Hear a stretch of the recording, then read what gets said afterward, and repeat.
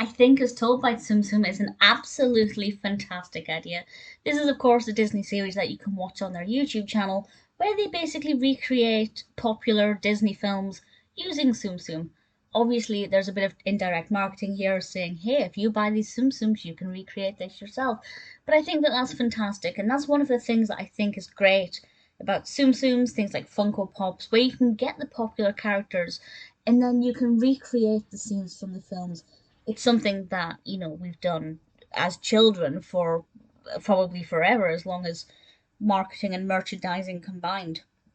But what I think is great about this is that they're doing it as if it's a stop motion film, and I think it can definitely encourage children to create their own backdrops, to cut out bits of, for example, there are various things that the characters interact with, various props, if you like, that are not just part of the background, they're actually cut out from cardboard or something, and they're in the foreground, and the characters, the Tsum Tsums, get to interact with them.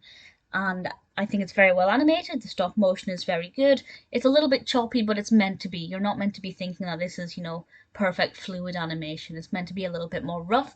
And I like that because I think it really makes children and adults, let's face it, look at this and think, hey, I would like to have a go at doing that. I'd like to recreate my favorite Disney film using Funko Pops and creating sets and cutting out different bits of cardboard.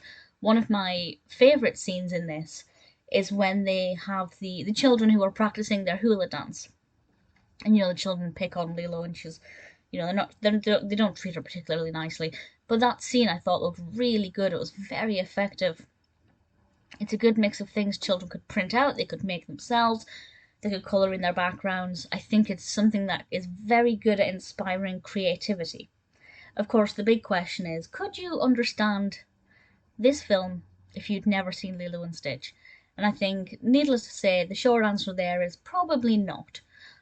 Although it does, slight spoiler here if you've never seen Lilo and Stitch, but it does mention that Ohana means family, and that means nobody gets left behind. It does give us the main message directly.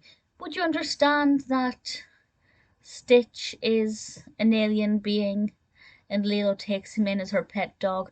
I think you'd probably get the gist of it.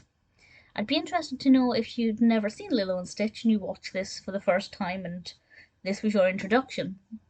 But I really like the use of the Tsum Tsums, where certain characters are not available as Tsum Tsums, they've just used animated versions or cut out versions, and I think it's very effective and it works really well. If you have Tsum Tsums and you watch this, I fully imagine that there is a bit of you that wants to do some stop motion and have some fun. To watch, it's entertaining, it's engaging. I think it will be very, very good at encouraging creativity and inspiring viewers to go and create their own stop motion films. I'm looking forward to watching the rest in the series. It also covers Monsters Inc., Winnie the Pooh, Alice in Wonderland, and Star Wars A New Hope, all of which I love. So I'm really looking forward to those. But starting off with Lilo and Stitch, as told by Tsum Tsum, I think it's pretty adorable.